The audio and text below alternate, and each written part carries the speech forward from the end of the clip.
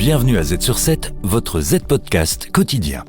Aujourd'hui, nous sommes le 26 mai et nous avons un tout nouvel épisode de Z sur 7 pour vous. Moteur industriel du pays, l'industrie alimentaire belge continue de croître en termes de chiffre d'affaires, d'investissement, mais aussi d'emploi, y compris en période d'incertitude économique.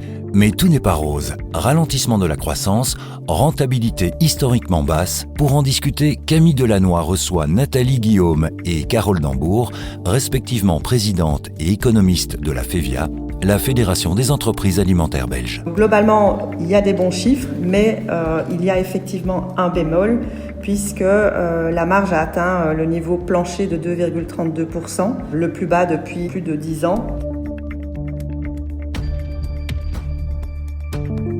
Z sur 7, l'info à ne pas manquer. Un expert interviewé par Trends Tendance analyse les racines d'une actualité forte. Mais écoutez, l'industrie montre des chiffres toujours assez forts, puisque stratégiquement c'est le moteur de l'industrie manufacturière. On est l'industrie numéro 1 avec 102 000 emplois. Et un chiffre d'affaires de 83 milliards d'euros. Et si on regarde, c'est un secteur aussi essentiellement issu de PME, de moins de 100 personnes, puisque 95% des entreprises de 4000, sur les 4000 que nous avons dans l'industrie, viennent d'entreprises de moins de 100 personnes. Donc globalement, il y a des bons chiffres, mais il y a effectivement un bémol, puisque la marge a atteint le niveau plancher de 2,32%, le plus bas depuis plus de 10 ans, et qu'on voit également que la croissance du chiffre d'affaires est en net ralentissement. Également, net ralentissement de la croissance des emplois qui jusqu'à présent était très bon.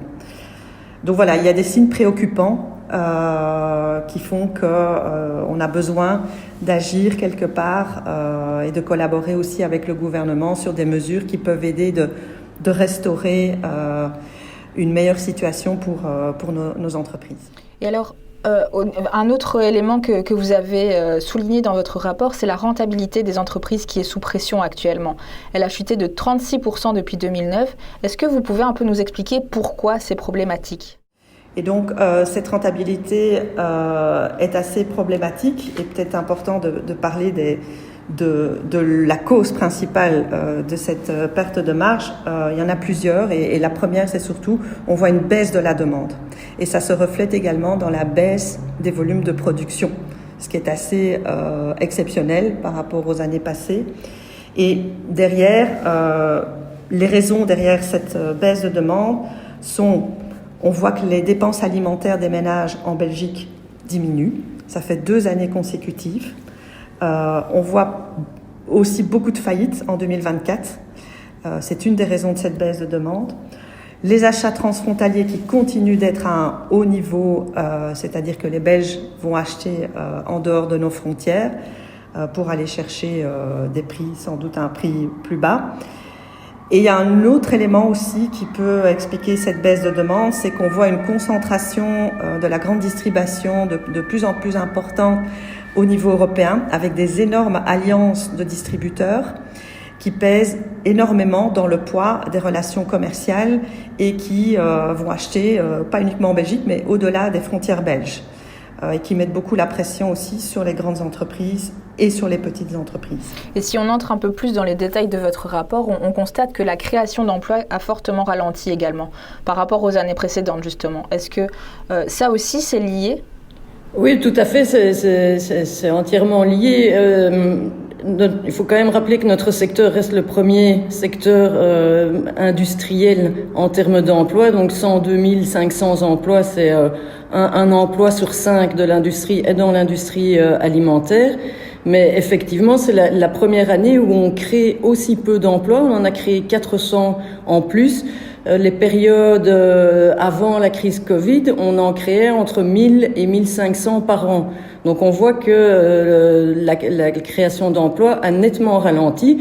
Et effectivement, quand la demande est sous pression, que vous produisez moins, bien L'emploi diminue également et ça se voit aussi en termes d'investissement. Les entreprises, lorsqu'elles parviennent à investir, le font surtout pour des motifs de réduction de coûts, d'efficience, plus que pour étendre leurs activités ou même de l'innovation.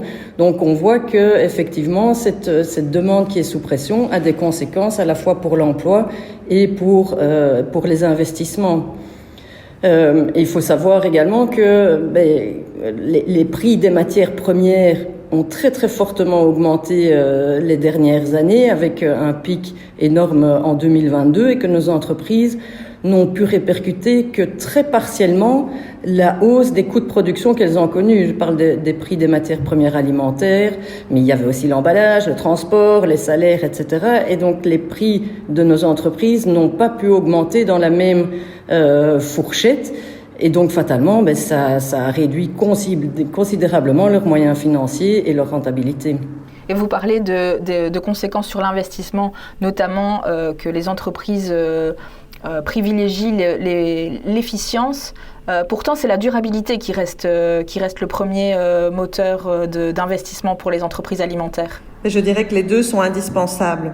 Nos entreprises veulent continuer à investir dans la durabilité et par exemple la transition vers une chaîne plus durable parce qu'elles savent très bien que les clients le demandent. Continuent, elles le demandent de plus en plus. Mais en même temps, il faut qu'elles restent compétitives. Si elles ne sont pas compétitives et qu'elles ne récupèrent pas un peu de marge, à un moment donné, l'équation ne va pas être possible. Donc, l'un ne va pas sans l'autre. Il faut avoir de la marge pour pouvoir investir dans la transition de la durabilité.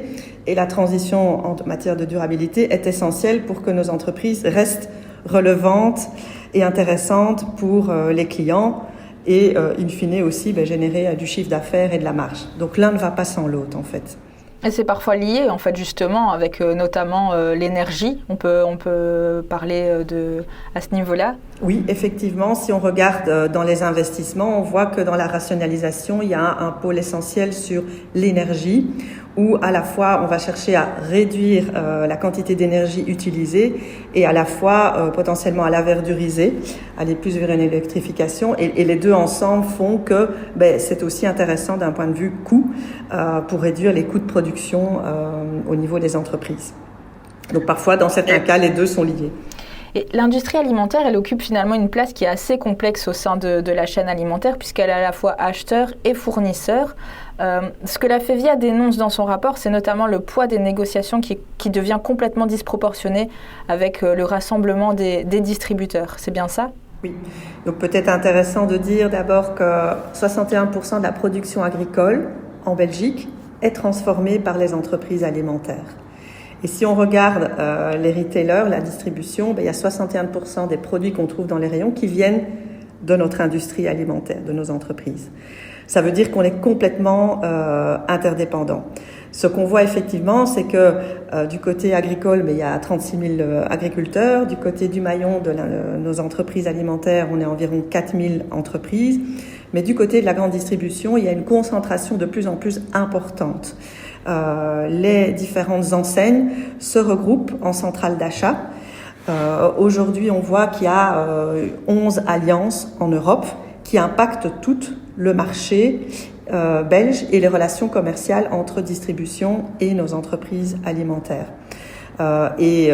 Clairement, les PME, mais comme les grandes entreprises, ne font pas le poids par rapport à la masse et au chiffre d'affaires de ces centrales d'achat. Et aujourd'hui, quels sont les défis ? Qu'est-ce que vous identifierez comme défis pour l'industrie alimentaire ? Alors, si on regarde les défis, il y a d'abord 4 handicaps qu'on a identifiés. Il y a l'handicap salarial qui reste une réalité depuis longtemps en Belgique. On voit qu'en moyenne, on est 25% au-dessus des pays limitrophes. Donc ça nous déforce par rapport aux pays voisins. Au niveau énergétique, on voit aussi qu'on a un handicap puisque on aurait intérêt de passer à un tax shift plutôt qu'à un tax lift, c'est-à-dire de réduire la taxation sur l'électricité et de faire attention sur la partie gaz, puisque aujourd'hui, nos entreprises utilisent à la fois gaz et électricité. Et voilà, sur la partie énergétique, c'est important qu'on réduise ce handicap énergétique. Le troisième handicap, c'est l'handicap fiscal qui a trait à tout ce qui est TVA, accises, cotisation d'emballage. Et là, effectivement, on voit que, en particulier, le secteur des boissons est complètement déforcé par rapport au secteur des boissons dans les autres pays limitrophes, ce qui stimule d'ailleurs les achats transfrontaliers. Donc, il faut absolument travailler aussi sur cet handicap. Et le dernier handicap, c'est la charge administrative. On voit que nos entreprises sont noyées de demandes administratives, que ce soit de la part des autorités, mais aussi de la part des clients distributeurs. Ça peut porter sur du reporting, sur des objectifs de développement durable, mais ça peut porter aussi sur d'autres sujets, qu'ils soient sociaux, économiques, des reportings en tous sens, ou environnementaux. Et donc, on demande clairement aux différents niveaux de pouvoir, que ce soit le fédéral belge, mais au niveau régional, les deux niveaux ont mis en place une politique industrielle forte et ils travaillent avec nous et avec les acteurs, et on demande aux trois de travailler à réduire ce handicap. Le fédéral surtout sur la partie fiscale, normes salariales, qu'absolument on implémente la norme salariale de 0%, qu'on essaie de revoir le mécanisme d'indexation ou de l'adapter un peu. Sur la partie énergétique, mais j'ai dit qu'il faut absolument d'aller d'un tax shift aller vers un tax shift plutôt que d'un tax lift qui augmente les taxes. Sur la partie administrative, réduire fortement les charges administratives partout. Et là, ce sera important que le fédéral travaille bien avec les régions dans la plateforme d'industrie pour voir où se trouvent les charges administratives. Et effectivement, une bonne chose qui a été annoncée par le gouvernement fédéral, notamment, c'est la réduction de la cotisation d'emballage. Il y a une enveloppe de 100 millions d'euros qui a été prévue. La seule chose, c'est qu'elle est prévue d'être implémentée à partir de 2027. Et or, entre-temps, il est fort probable qu'on ait une taxe sur les déchets sauvages à partir de l'année prochaine, qui va nous déforcer encore plus sur le sujet des achats transfrontaliers. Donc ça, c'est 4 handicaps clés aujourd'hui. Et alors, il y a une demande aussi, un besoin, un défi énorme, c'est sur les relations commerciales au sein de la chaîne. Comme je l'ai dit, chaque maillon de la chaîne souffre un peu dans sa profitabilité. Ce qu'on demande, c'est que on protège aussi l'industrie alimentaire face aux pratiques déloyales, pratiques commerciales déloyales. Aujourd'hui, la réglementation sur les unfair trade practices, comme on l'appelle, protège en particulier les petites entreprises. Il faudrait protéger toutes les entreprises, quelle que soit leur taille, car unfair is unfair, c'est le cas de le dire. Et deuxièmement, on voit qu'il y a certaines pratiques commerciales déloyales qui ne sont pas bien intégrées dans cette réglementation, et on souhaiterait qu'elles soient bien intégrées pour protéger toutes les entreprises. Voilà. Et vous parliez tout à l'heure des achats transfrontaliers, donc ils ont fortement augmenté ces dernières années. Pourtant, dans votre rapport, vous prévoyez une très légère baisse de ces achats transfrontaliers. Est-ce que vous avez identifié les causes ? Oui, les causes en fait sont à chercher du côté des pays voisins. C'est pas du tout du fait de nos autorités à nous. Au niveau des Pays-Bas, ils ont fortement augmenté la taxation sur les boissons non alcoolisées. Donc, on voit clairement qu'il y a eu une diminution des achats des Belges aux Pays-Bas. Et également, en France, il y a eu une interdiction de promotion de type 1+1 sur tout ce qui est lessive, produits d'hygiène, etc. Donc évidemment, ça a enlevé un incitant pour les consommateurs à aller faire leurs courses en France et de remplir leur caddie avec les lessives, mais aussi évidemment tous nos produits, et en particulier tout ce qui est boisson. Donc voilà, on espère que les mesures qui ont été annoncées par le gouvernement, donc les 100 millions d'euros pour la réduction des accises sur les boissons light, le café et le thé et éventuellement aussi une suppression ou une diminution de la cotisation emballage sur les eaux, ça fera de l'effet et que là ce sera vraiment une manière proactive de réduire les achats transfrontaliers plutôt que de manière réactive. Et quand on parle des pays voisins, on pense aussi à l'Union européenne et à ce grand marché unique. Donc les exportations, justement, elles sont très largement majoritaires. 73%, je pense, de nos exportations vont vers l'Union européenne. Pourtant, ces exportations belges, elles tendent à diminuer au profit des exportations plus lointaines. Comment vous l'expliquez ?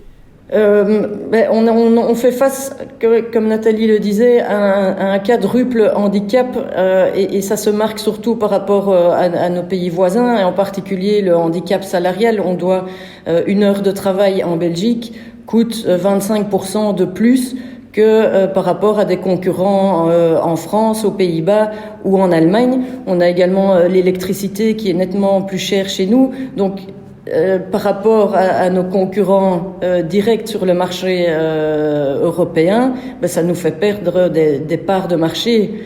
Tandis que en dehors de l'Union européenne, on a peut-être cette belgitude et la qualité de nos produits qui est mieux apprécié ou reconnu et donc les exportations lointaines continuent à augmenter, là où aussi le marché européen ou certains pays membres du marché européen se replient de plus en plus sur ce qu'on appelle le gastro-nationalisme avec des drapeaux qui fleurissent un peu partout. Donc voilà, on est sans doute plus pénalisé sur un marché européen censé être unifié que par rapport à des pays destinations plus lointaines ou plus exotiques. Alors un autre marché qui est très très important, c'est les États-Unis, notamment pour certaines entreprises. Là aussi, c'est un peu compliqué, puisque Donald Trump a annoncé des tarifs douaniers avant de faire marche arrière et de les mettre sur pause. On n'est toujours pas sorti d'affaires, ça peut toujours revenir à tout moment. Est-ce que ça vous inquiète concrètement et qu'est-ce que vous en pensez ? Bien sûr, les tarifs douaniers ne sont bons pour personne, donc bien sûr qu'il y a de l'inquiétude, beaucoup d'incertitudes, avec également des conséquences plus indirectes sur le prix du pétrole, de l'énergie, etc. Donc bien sûr, ce climat d'incertitude est vraiment pesant. Maintenant, les exportations vers les États-Unis représentent environ 2,5% de nos exportations totales, donc globalement, ça reste un marché, un marché moins important, on va dire, que le marché de l'Union européenne, mais pour certaines entreprises, ça peut représenter une très grande partie de leur chiffre d'affaires, et donc, bien sûr que ça nous préoccupe, et en tout cas, qu'une guerre tarifaire ne soit pas enclenchée entre les États-Unis et l'Union européenne. C'est la fin de ce tour d'horizon signé Nathalie Guillaume et Caroline Dambourg. Merci à toutes et tous d'avoir écouté cet épisode de Z-Podcast. On se retrouve demain pour vos analyses quotidiennes accompagnées de la rubrique Tech de Trends Tendance.